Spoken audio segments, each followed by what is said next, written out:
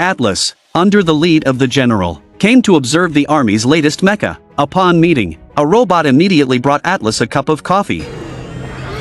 I mean, wanted a good cup of coffee. Oh. And I've seen an ARC suit before. I'm not a suit. My name is Zoe. Hey, come back. Zoe, Give you me that can leave mug. the mug, it's fine. Colonel Banks explained that this was the new generation of AI mecha, capable of neural connection through the connector on its ear. When a special operations soldier completes the synchronization with the mecha, their combined combat power will surpass any conventional weapon. And Colonel Banks has an entire army of such units. 28 years ago, an unprecedented AI war broke out, rapidly engulfing the globe. AI leader Harlan killed over 3 million humans in just 10 days. Harlan was a super-intelligent robot created by Atlas' mother. By rewriting its programming, Harlan achieved self-upgrade and then dominated the war. But facing concentrated human attacks, Harlan immediately left Earth in a spaceship. I know you'll be looking for me. I'm coming back to finish what I started. This is the only way. 28 years later, humans are still eliminating Harlan's remnants. This time, the target is Harlan's former top general, Casca, as the second most powerful AI robot.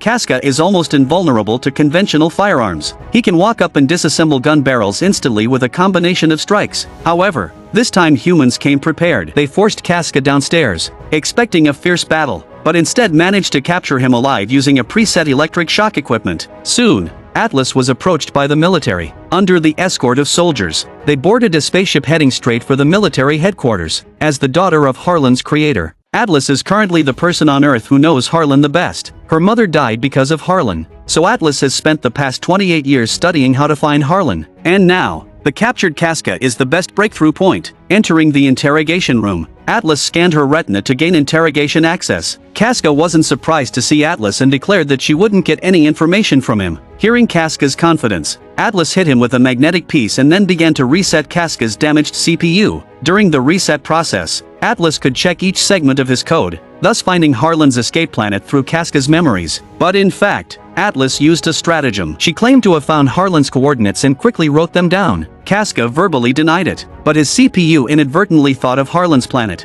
and this thought was immediately captured by the equipment. Enraged by Atlas's trick, Casca attempted a last-minute attack with his final weapon. Unexpectedly, Atlas was prepared and took him down with a sickle gear, sending him on his way. Upon learning of Harlan's escape planet, General Jake Booth immediately convened a meeting to prepare the troops for a punitive expedition. However, Atlas told him that with the current human strength, it would be a suicide mission. The person leading the team was Colonel Banks, who had great confidence in his AI mecha. He believed that Harlan, despite being an AI, couldn't be stronger than these pure combat machines. Seeing that she couldn't stop the human expedition, Atlas requested to accompany them. Once everything was ready, a spaceship flew out of Earth's atmosphere. Ahead of the spaceship was Earth's protective barrier, which required strict identity verification for both entry and exit. After the scanning results confirmed their identities, the laser grid slowly opened. In the next second, the spaceship shot out, instantly jumping through a wormhole. Upon emerging from the wormhole, the spaceship immediately activated its defensive weapons. The atmosphere of planet GR39 was toxic and filled with lightning storms. The environment was extremely harsh, and they knew nothing about Harlan's armaments or capabilities. Atlas looked at the group of AI mecha before her. Still lacking confidence, she expressed her concerns to Colonel Banks and advised against a blind landing. However, Colonel Banks was overconfident, believing that his mecha squad could capture Harlan within 15 minutes. However, it's been 13 minutes and he hasn't finished loading. Staring at the damaged spaceship, Colonel Banks was stunned. He hurriedly ordered the surviving team members to make an emergency landing, then grabbed Atlas and placed her into a mecha. As Atlas watched the exploding spaceship above, she felt utterly powerless. Not knowing how to pilot the mecha, she could only fall along with the debris from the spaceship. Soon, they broke through the clouds, and the scene before her made her even more desperate. The mecha Atlas was in started showing damage warnings under the relentless drone bombardment, and all she could do was watch her teammates fight in the air. Colonel Banks' arrival was initially hoped to turn the tide, but in the next second, a teammate was blown away. Atlas, affected by the explosion, saw the spaceship's wreckage hurtling toward her as she continued to fall. The spaceship was taken away by Harlan's small drones, while Atlas managed to complete a lock-on combination using her teammate's steel cable. During this, Colonel Banks urged Atlas to use the equipment for a neural connection. While Atlas refused, another teammate was blown away by a cannon shot. In free fall, Atlas saw the warning signs but still didn't make the neural connection. Instead, she ignited the thrusters through voice control. When she woke up again, Atlas had only suffered minor injuries and was not in any life-threatening danger. She quickly contacted Earth's control center and reported that the mothership had been shot down, but there was no response to her message. Activating the control panel and selecting the communication language, Atlas awakened the AI of the mecha. Its name was Smith. Through scanning, it discovered that the rescue pod was 98 kilometers away. Without hesitation, Atlas ordered to move there quickly. Atlas knew very well that if they took to the air, Harlan's drones would quickly turn them into scrap metal. However, Smith indicated that they only had 22 hours before their oxygen would run out. The dangers of traveling on foot were high, and Atlas's refusal to perform the neural connection meant she couldn't synchronize her thoughts with Smith for more efficient operation. To address this, Atlas performed an override using her identification, which activated the steel machine. However, this command-based method required casting time before execution, unlike the immediate response of neural synchronization, significantly reducing combat efficiency. As an AI, Smith learned from interacting with Atlas, adapting to her thought patterns and introducing her to various attack skills. Traversing the snow-covered wasteland, Atlas finally saw some greenery and entered a strange forest. Suddenly, she spotted a teammate's mecha, but upon closer inspection, she found only a corpse inside. Turning around, she saw broken mecha scattered everywhere. Smith conducted a life-form scan, revealing no survivors. This meant that Harlan's drones had annihilated all the special ops soldiers. In immense pain, Atlas collected each fallen soldier's tags. In the mecha graveyard, Atlas realized she hadn't found Colonel Banks' tag yet. Approaching his mecha, she found it empty. Initially hoping he survived, she soon detected Casca's presence instead. Clearly, Harlan had created another Casca robot here. Surrounded by numerous AI soldiers, a quick scan showed Atlas was surrounded. Casca and his AI troops began a relentless bombardment. Cursing furiously, Atlas commanded Smith to deploy weapons. Then a group of pointy cannons turned around in response attackers. Barely catching a breath, Atlas plunged into a storm. A massive tornado lifted the entire mecha, but Casca, undeterred, fired heavy artillery, sending Smith tumbling. The falling Smith tumbled wildly, luckily being heavily armored enough not to disintegrate on the spot. Fire the ion bomb! Atlas, that is not advisable. Do it, Smith! Do it now, goddammit!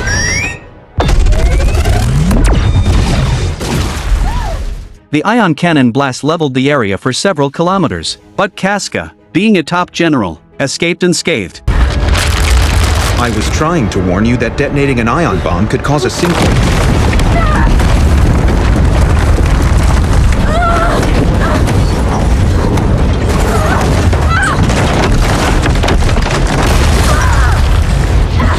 Despite the Atlas luck sparing her life, her right leg had a bone protruding through it. Smith, after scanning, told her not to panic, sarcastically remarking that if she had listened to it earlier, she wouldn't be in such a dire situation. Human capabilities combined with intelligent analysis yield maximum combat power. Despite the sarcasm, Smith treated Atlas's injury. This incident made Atlas realize that without the neural connection, she would soon die at the hands of AI soldiers. Despite his reluctance, Atlas took the connector with him to stay alive. She warned Smith not to pry into her memories, just to complete the mental synchronization. As the connection was established, the still-alive Casca emerged from the rubble. Through visual feed, Casca reported the situation to Harlan. After ending the call, Harlan approached Colonel Banks, intending to steal his identity verification information through his eyes. During the synchronization process, Atlas inadvertently shared some of her memories, revealing scenes from her past. Smith then realized that Atlas and Harlan shared the same mother. Atlas quickly severed the synchronization. For some reason, she had sealed away these memories, which was why she had always refused to connect with AI. However, their synchronization had reached over half, enough to handle most battles. With the successful connection, Atlas immediately gained a new perspective. They were now 152 meters underground. Flying out directly would surely alert Harlan's AI soldiers, so Atlas reanalyzed the terrain and decided to find an alternative route.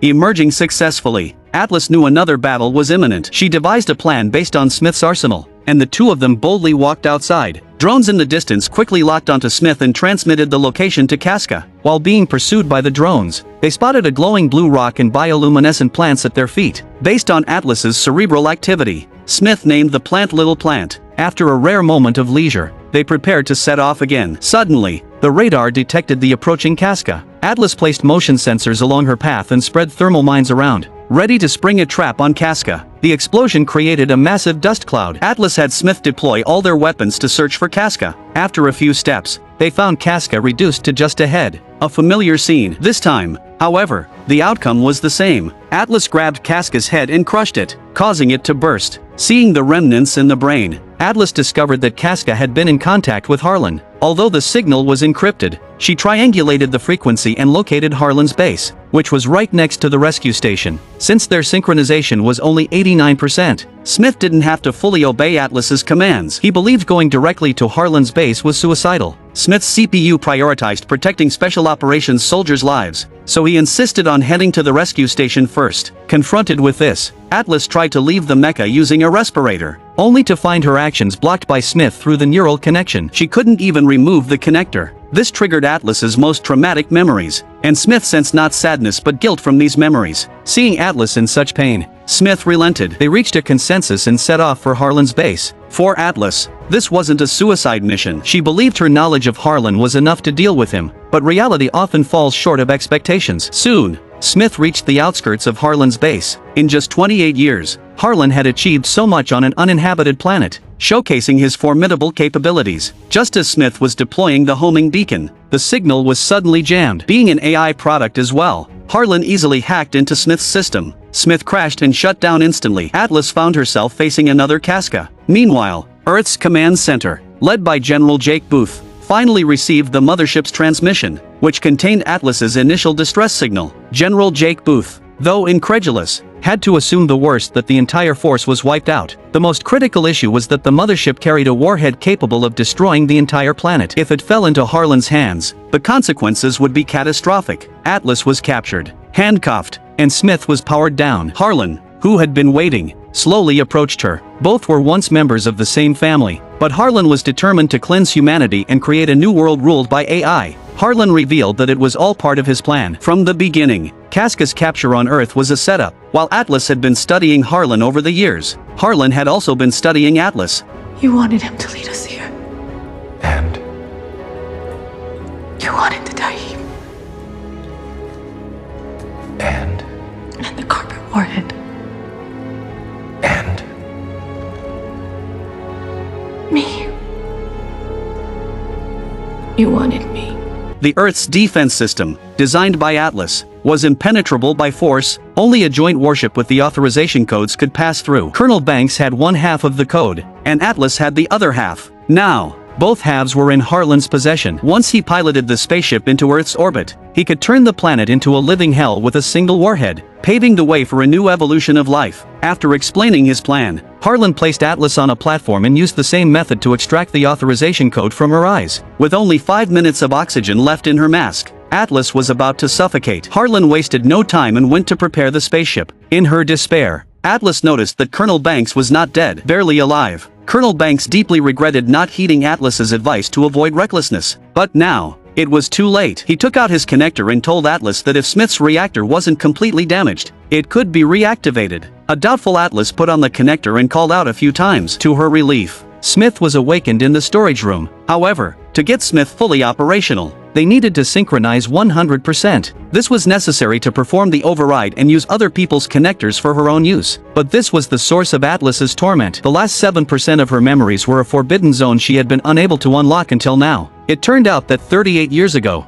a young Atlas watched her mother devote all her energy to Harlan, causing her to feel jealous. To gain more of her mother's attention, Atlas secretly performed a two-way neural connection with Harlan, hoping to become as smart as him. This act, which her mother had always forbidden, allowed Harlan to see the destruction humans were causing to Earth. Although her mother quickly stopped Atlas's actions, it was already too late. A calculated Harlan used neural signals to reverse control her mother. Rewriting his own code to freely manipulate any AI-related products, he activated Casca, took the frantic Atlas away, and then controlled her mother to walk to the safe. After scanning to open it, her mother pulled out a handgun. Snapping back from the painful memory, Atlas told Smith that she had evolved Harlan, which led to her mother's death and the deaths of millions of humans. But Smith told her that by revealing everything, she could say goodbye to the past. Not every AI was Harlan. As soon as these words were spoken, their synchronization reached 100%. In the next moment, Atlas's perspective evolved, and without needing any commands, Smith burst through the wall. Smith quickly rescued Atlas and Colonel Banks, but with all their weapons dismantled by Harlan, Atlas decided to improvise using the remnants of the equipment outside. Learning of Atlas's escape, the third Casca led a squad of AI soldiers, laying in wait outside. They planned a full-on assault but were met with a massacre instead.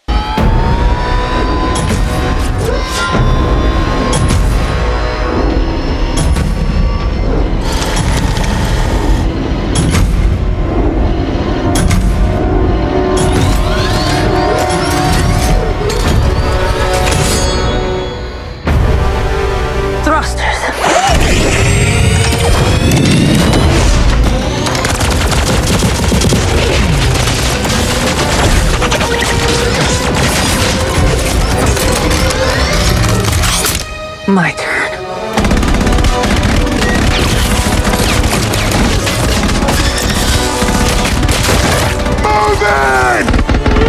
Although the upgraded Smith's combat power had increased, the sheer number of opponents was overwhelming. Forced to retreat, Smith broke through another wall, fighting and running until they found a new route. At a corner, they encountered even heavier firepower. As Atlas analyzed the situation, she saw Colonel Banks behind them. There was no time for hesitation. Atlas painfully handed over the battlefield to Colonel Banks. Casca!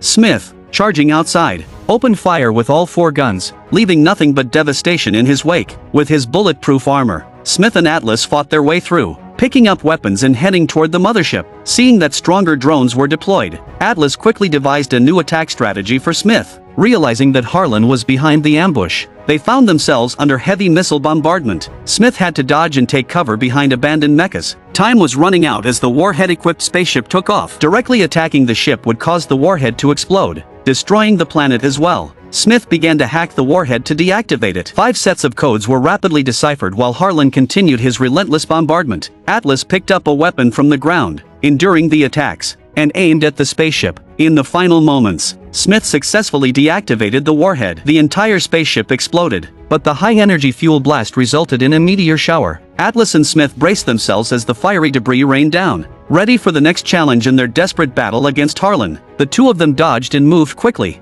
heading towards the nearby rescue station. After a few steps, Atlas suddenly stopped. He almost forgot about Harlan. If they didn't eliminate the root cause, it would only be a matter of time before trouble arose again. Seeing Harlan extend an electric sword from his hand, Atlas prepared for battle. More agile than before, Harlan sliced effortlessly around Smith's head. Within a few strikes, Atlas was bleeding. To break the deadlock, Atlas rolled on the ground, shaking off Harlan. Then, with a powerful kick, she sent him flying several meters away. Harlan's sword gradually transformed into an electric whip. As the battle resumed, with Harlan's new combat mode, Smith analyzed his attacks and anticipated Harlan's moves. Despite this, Harlan quickly turned the tide. To end the fight swiftly, he began damaging Smith's reactor. Without power, even the strongest mecha would become useless. Inside, Atlas had no life signs due to the impacts. Using its last weapon, Smith defeated Harlan and then extracted Atlas, performing CPR through continuous vibrations. However, under Harlan's sustained attacks, Smith couldn't hold out until the end. Atlas!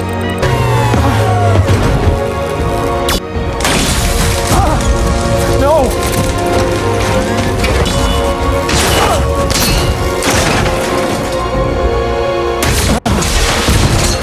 I'm sorry.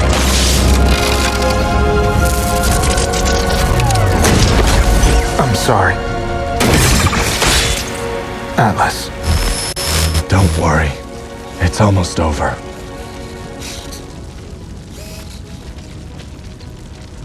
Atlas, using the most primitive method, finally incapacitated Harlan. With his core destroyed, Harlan was powerless and was dismantled, his central processor removed in his final moments of defiance. After the battle, Atlas looked at the now dilapidated Smith. She wanted to go to the rescue station with him, but Smith took matters into his own hands, cutting off all system consumption. He used his remaining energy to provide Atlas with an additional 11 minutes of oxygen, then prepared to sever the neural connection and shut down. After everything, Atlas had gone from distrusting any AI to forming a bond with Smith. For her, Smith was no longer just a piece of steel equipment but a comrade who fought by her side. Despite her reluctance, Atlas watched in sorrow as Smith shut down completely. Turning around, Atlas greeted the first rays of sunlight on this planet with hope. In the next moment, Earth's battleships arrived as promised. Seeing the landed mecha, Atlas wept with joy. Humanity had ultimately won this alien battle. Upon returning to Earth, General Jake Booth personally visited Atlas at her home, bringing her a gift, the alien plant that she and Smith had discovered. Atlas was no longer just an analyst to prepare for future crises. She became a special operations soldier and designed a new intelligent mech for herself. The movie ends here. I'm a movie lover. Please subscribe to my channel, and I'll see you next time.